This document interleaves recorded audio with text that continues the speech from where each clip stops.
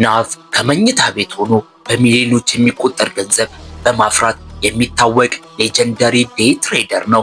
ሆኖም ትሬዲንግ እና ማትሪክስን በመዋጋት ስላደረገው ጦርነት እውነቱን የሚያውቁ ጥቂቶች ናቸው። ናቭ ከመወለዱ በፊት ቤተሰቦቹ በህንድ ውስጥ ከነበረ ድህነት ለመሸሽ ወደ ለንደን ዩኬ ተሰደዱ። ነገር ግን ወደ ምዕራባዊ ሀገር መምጣት እድሎችን ማግኘት ቀላል አያደርግም። አሁን ናቭ በራሱ ጥረት ሚሊዮነር የሆነ ዴይ ትሬደር እንደመሆኑ መጠን ትኩረቱ የፋይናንስ ማርኬትን ለዘላለም መለወጥ ላይ ነው። የናቭ ወላጆች ከፑንጃብ ህንድ ወደ ዩኬ ከገቡበት ከጥቂት ዓመታት በኋላ በ1982 በሆንሱሎ ቤት ገዙ። ከአየር ማረፊያው አጠገብ ስለሆነ የቤት ዋጋው ርካሽ ነበር። ወላጆቹ የሚያስፈልገውን ሁሉ ለማሟላት ብዙ ስራዎችን ሰርቷል። ይህም ናቭን ወደ ጥሩ ኮሌጅ ለመላክ የቻሉበት ብቸኛው መንገድ ነበር። ይህም የወደፊት ህይወቱን እንደሚያሻሽል ተስፋ አድርገው ነበር። በ2001 ናቭ ኮምፒውተር ሳይንስ እና ሂሳብ ለማጥናት ወደ ኮሌጅ ገባ። የኪራይ ዋጋ ለመቀነስ እንዲረዳው ናቭ ከጥቂት ጓደኞቹ ጋር ተከራይቶ ይኖር ነበር። ከጓደኞቹ አንዱ ሁል ጊዜ ተጨማሪ ገንዘብ ነበረው። ናቭ ራሱ የበለጠ ገንዘብ ማግኘት ስለፈለገ ገንዘቡን ኬት እንዳገኘ ጠየቀው። ጓደኛው የስቱደንት ሎን ገንዘብ ወደ ብሮከር አካውንት እንዳስገባና ገንዘቡን የቴክኖሎጂ ስቶክን ትሬድ ለማድረግ እየተጠቀመበት እንደሆነ ገለጸለት። በአካባቢው ሱፐርማርኬት ውስጥ ከሚሰራው ስራ የበለጠ ገቢ እንደሚያስገኝ በመገንዘብ ናቭ ተገረመ። ከዚያም ብዙም ሳይቆይ ናቭ በኢንተርኔት ላይ ስለ ትሬዲንግ የሚችለውን ሁሉ መማር ጀመረ። ናቭ በተፈጥሮ አሪፍ አስተሳሰብ ነበረው። በሁለተኛ ደረጃ ትምህርት ቤት ሳለ ናቭ በፊፋ ጌም ተጠምዶ ነበር። ለሰዓታት ይጫወት ነበር። ይህም በዓለም ዙሪያ ካሉ ከፍተኛ 200 ተጫዋቾች ውስጥ እንዲካተት አደረገው። በተደጋጋሚም ከተመሳሳይ ከፍተኛ ተጫዋቾች ጋር ይጫወት ነበር። የናቭ ትኩረት የግለሰብ ተጫዋቾችን ልማዶች በትክክል ለይቶ ለማወቅና የመከላከል ስልቶችን እንዲያዘጋጅ አስችሎታል። ተጫዋቾች በግራ ክንፍ ላይ በኃይል የሚጫወቱ ከሆነ ወደ አራት ሰው የመከላከል ፖዚሽን ይቀይርና ምርጥ ተከላካዩን በቀኝ በኩል ያደርግ ነበር። ስለ ትሬዲንግ የበለጠ ባነበበ ጊዜ ናቭ የትሬዲንግ አካውንቱን ከፈተ። አነስተኛ ትሬዶችን አደረገ እና አብዛኛውን ከሰረ። ነገር ግን የሚያስፈልገውን ልምድ ለማግኘት የከፈለው ዋጋ ተገቢ ነበር። ናቭ እድሉን ለዘላለም የሚቀይር ውሳኔ ያደረገው ከዩኒቨርሲቲ ከወጣ ከ2 ዓመት በኋላ ነበር። አሁንም ወላጆቹ ቤት ውስጥ የሚኖረው ናቭ ጊዜያዊ ስራዎችን ይሰራ ነበር። መጀመሪያ ላይ በዳይላይፎን በተባለ ኩባንያ ውስጥ የሽያጭ ስራ ይሰራ ነበር። ከዚያም በባንክ ኦፍ አሜሪካ የአስተዳደር ስራ ያዘ። ይህም በዋናነት ለወላጆቹ የአስቤዛ ሂሳብ ሲከፍሉ እንዲረዳቸው ነበር። አንድ ምሽት ናቭ የአካባቢውን ጋዜጣ እያነበበ ሳለ አንድ የስራ ማስታወቂያ ቀልቡን ሳበው። ተፈላጊ ፊውቸርስ ትሬደር በጭንቀት ውስጥ በደንብ መስራት የሚችል መሆን አለበት ይላል። ወላጆቹ ባለፉት ዓመታት ሲታገሉ በማየት እና በገንዘብ የበለጠ መደገፍ ስለፈለገ ናቭ ስራውን ለማግኘት ተፍ ማለት ጀመረ። ዓላማው በዴይ ትሬዲንግ ከዋረን ባፌት የበለጠ ገንዘብ ማግኘት ነበር። ናቭ ያመለከተው በአይዲቲ ትሬዲንግ ድርጅት ውስጥ ነበር። አይዲቲ ከፍተኛ የፋይናንስ ተቋም አልነበረም። የፒኪ ብላይንደርስ ፊልም አስቡት። ነገር ግን በፈረስ ውድድር ፋንታ በስቶክ ላይ ቁማር መጫወት። ለመቀጠር ናቭ ከባድ የመግቢያ ፈተና ማለፍ ነበረበት። መጀመሪያ ላይ ባለ 3 ክፍል ፈተና ቀረበለት። ክፍል 1 ፈጣን የአእምሮና ቅልጥፍና ፈተና፣ ክፍል 2 የስርዓተ ጥለትና እውቅና ፈተና፣ ክፍል 3 ደግሞ ቃለ መጠየቅ ነበር። በግንቦት 2003 ናቭና ጥቂት የቀሩት ተሳታፊዎች ለመጀመሪያ ጊዜ ቢሮ ውስጥ ተገናኙ።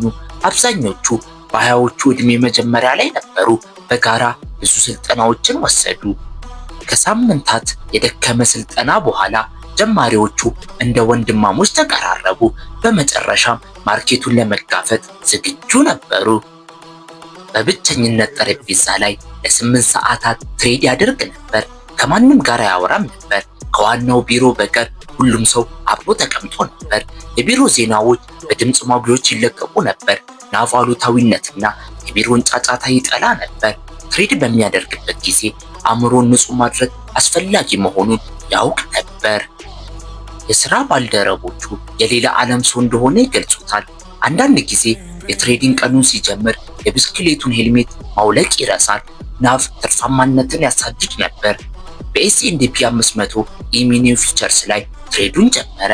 የአሜሪካ ማርኬትን ትሬድ ለማድረግ ከቀኑ 2 ሰዓት እስከ 9 ሰዓት ድረስ በቢሮ ይቆይ ነበር።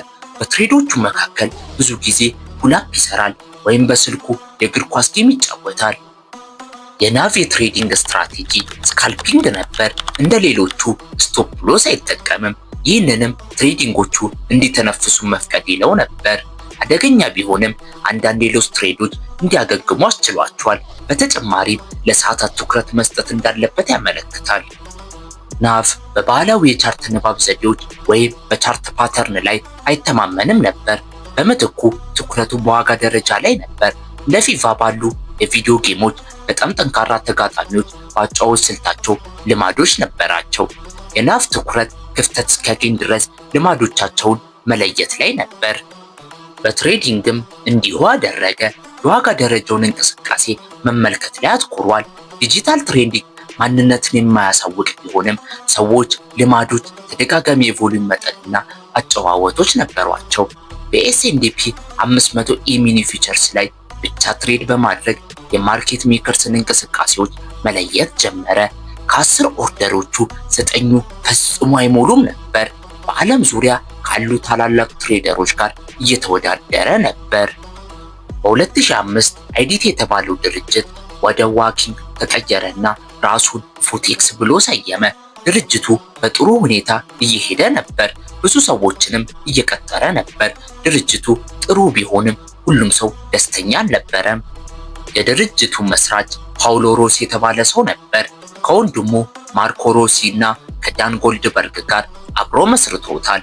ፓውሎ በ80ዎቹ ዓመታት በለንደን ማርኬት የፊቸር ትሬዶችን በማድረግ ገንዘቡን አፍርቷል። አሁን በአዲስ መጤዎች ላይ ተነሳሽነት ለመፍጠር በሚያስችል መልኩ በአንድ ግዙፍ ቤት ውስጥ ይኖራል እና ፌራሪ እየነዳ ወደ ቢሮ ይመጣ ነበር። ናቭ በዓለም ላይ ታላቁ ዴይ ትሬደር መሆን ፈልጎ ነበር እና የፓውሎ ልምድ ፈጽሞ አይጠቅመኝም ብሎ አሰበ። ናቭ አለቆችን አይፈራም ነበር፣ እንዲያው ወደ ኋላ እየጎተቱኝ ነው ብሎ ያስብ ነበር። ማርኮ ሮሲ የዕለት ተዕለት አስተዳደር ኃላፊ ነበር እና በትሬደሮች አፈጻጸም ላይ በመመስረት የተለያየ ካፒታል እና የአደጋ ገደቦችን ይሰጣቸዋል።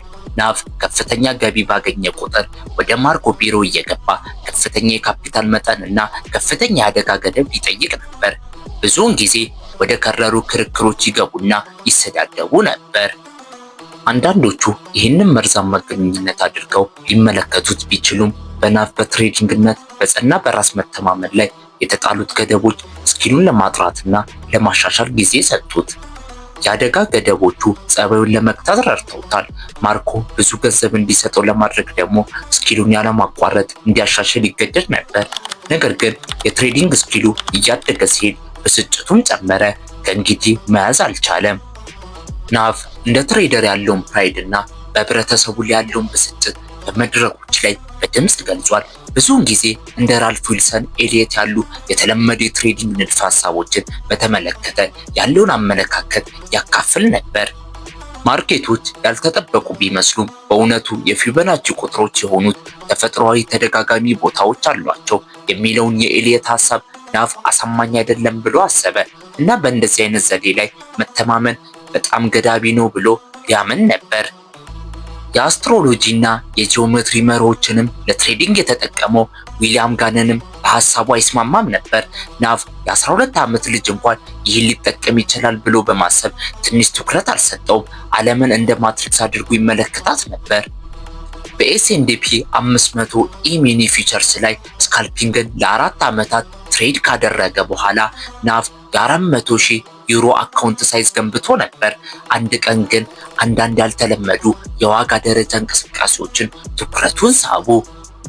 በጥር ወር መጨረሻ ላይ የፋይናንስ ቀውስ እየመጣ ነው በሚል ዜና ናቭ ጠረጴዛው ላይ ተቀምጦ ነበር። ኤስኤንዲፒ 500 ከ50 ቲክስ ወይም ከ1250 ፒፕስ መንቀሳቀስ ወደ 5% በቀን መንቀሳቀስ ተለውጦ ነበር። የፋይናንስ ዜናዎች ማርኬቱን ማንቀሳቀስ ጀመሩ። በአይኑ ጥግ የጀርመን ከፍተኛ 30 ኩባንያዎችን የሚከታተለው ኢንዴክስ በሆነው ውብ ዳክስ ላይ ያልተለመደ ነገሮችን አስተዋለ። የአሜሪካ ማርኬት ሲዘጋ ትሬድ ለማድረግ በቅርቡ እሱን መጠቀም ጀምሮ ነበር። በማርኬቶች ውስጥ ያለው አሉታዊነት ቢኖርም ናቭ በዳክስ ደረጃ ላይ ብዙ የሚጠባበቁ የባይ ኦርደርስ እንዳሉ አስተዋለ እና ኦርደሮቹ በተመቱ ቁጥር ይሞላሉ። እንደዚህ ያለ ነገር አይቶ አያውቅም። ነገር ግን እሱ የዳክስ ባለሙያ አልነበረም። የናቭ ጓደኛ የሆነው ያንግ ዳክስን ትሬድ ያደርግ ነበር፣ ግን እሱንም አስገርሞት ነበር። በምሽት አብዛኞቹ ማርኬቶች ሲፈጠፈጡ ዳክስ ወደ ላይ እየወጣ ነበር። አንድ ሰው መግዛቱን ቀጠለ። ናቭና ያንግ በማግስቱ ጠዋት ማርኬቱ በ90 ነጥብ ዝቅ ብሎ እንደነበር አስተዋሉ።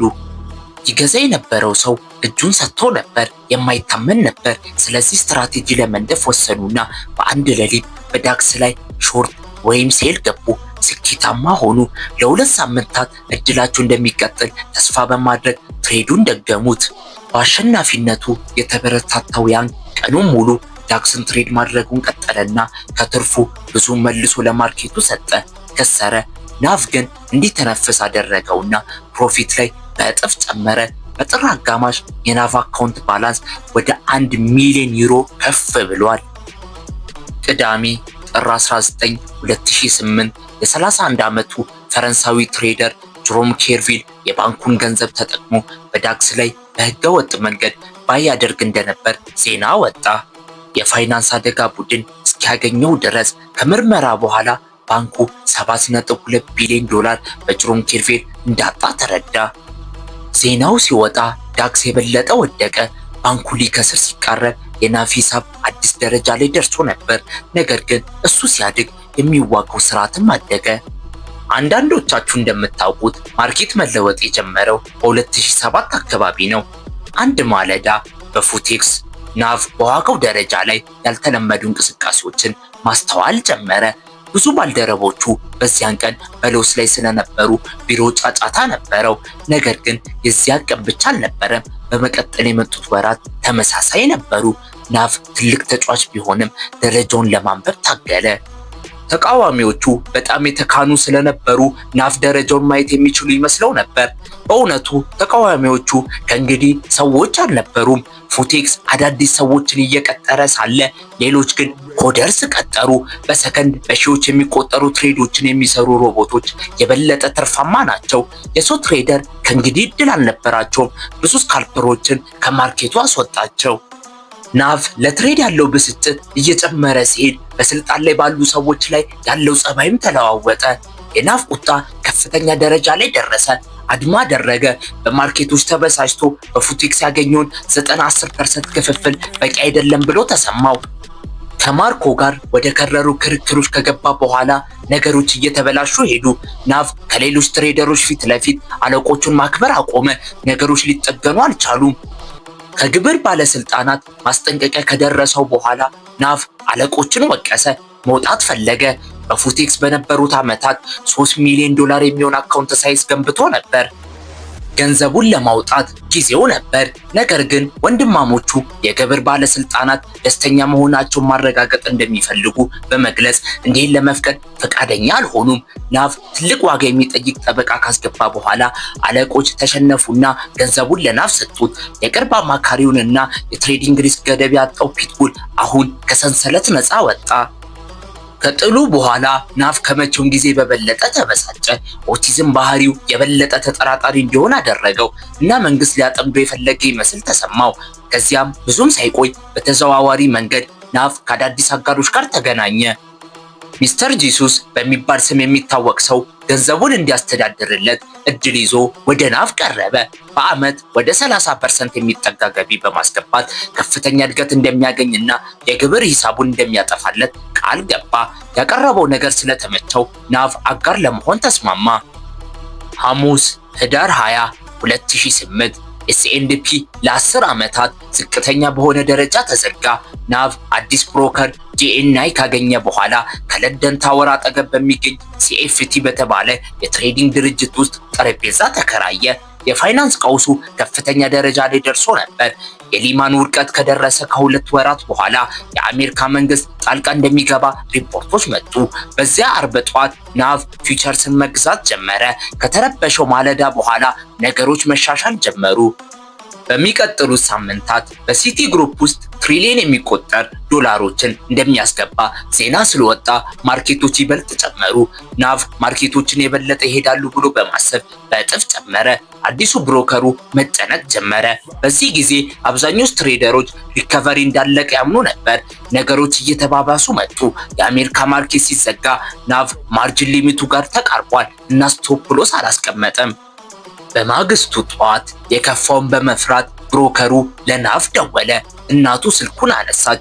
እናቱ ከእንቅልፉ ከቀሰቀሰችው በኋላ ናቭ ለደላላው ቻርቱን እንዲመለከት ነገረውና ስልኩን ዘጋው። በዚያው ቀን በኋላ ላይ ፌዴሬሽኑ በማርኬት ውስጥ ያለውን የገንዘብ ፍሰት ለማቅለል 600 ቢሊዮን ዶላር አስገባ። ማርኬቶቹ ፈነዱ። ግን ገንዘቡን ከማውጣት ይልቅ ያዘው። በማክዶናልድስ ምግብ እየተመገበ ሳለ ናቭ በዚህ አንድ ትሬድ ብቻ 15 ሚሊዮን ዶላር አተረፈ።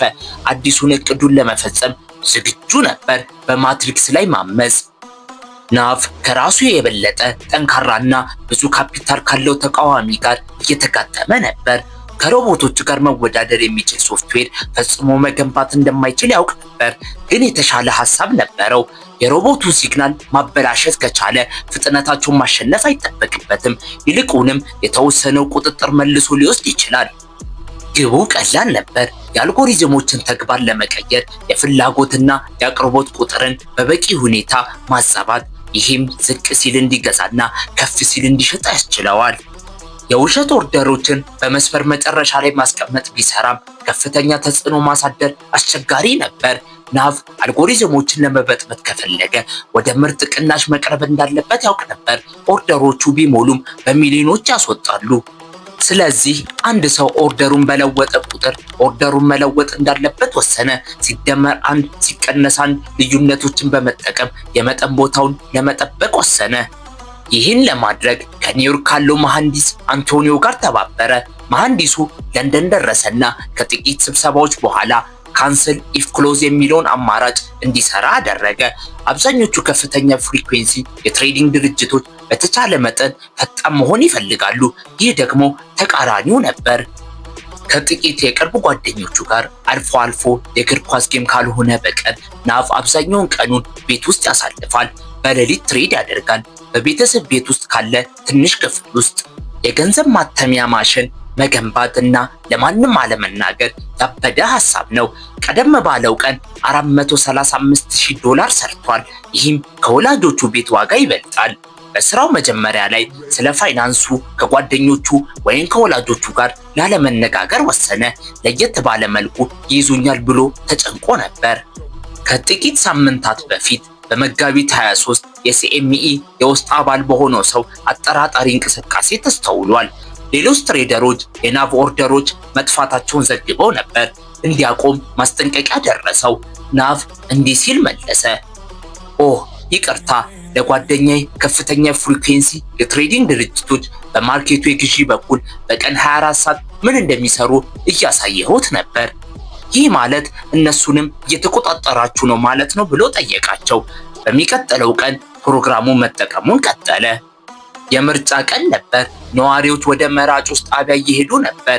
ከፋይናንስ ቀውሱ በኋላ ብሪቴን በመደናገጥ ውስጥ ነበረች። ስራ አጥነት በ50% ከፍ ብሏል። እንደ አርቢኤስ እና ሎይዲስ ያሉ ባንኮች በአስቸጋሪ ሁኔታ ውስጥ ነበሩ እና ኢኮኖሚው ደግሞ በህይወት ማቆያ ላይ ነበር። ይህ ሁሉ አንሰርቲኒቲ ማርኬት ውስጥ ገባ። ይህም ለትሬዲንግ ጥሩ ነበር። በአውሮፓ ህብረት ውስጥ መደናገጥ ሲፈጠር ትላልቅ የፋይናንስ ተጫዋቾች የአውሮፓ ህብረት ሀብቶቻቸውን ማውጣት ጀመሩ እና ወደ ወርቅና ውድ ብረቶች መለወጥ ጀመሩ። በግንቦት 6 ከቀኑ 9 ሰዓት ከ20 ላይ ናቭ ፒሲውን አበራ። ካንስል ኢፍ ክሎዝድ የሚለውን ፊቸር አክቲቬት አደረገና 4 የሴል ትዕዛዞችን አደረገ። በአጠቃላይ 2100 ኮንትራቶች ከምርጥ ቅናሽ 1163 ዶላር በ3 ደረጃዎች ከፍ ብሎ ጀመረ። አጠቃላይ ዋጋቸው ከ120 ሚሊዮን ዶላር በላይ ነበር። በሚቀጥሉት 6 ደቂቃዎች ውስጥ እነዚህ ኦርደሮች አውቶማቲካሊ ተዘግተው እንደገና ተከፈቱ።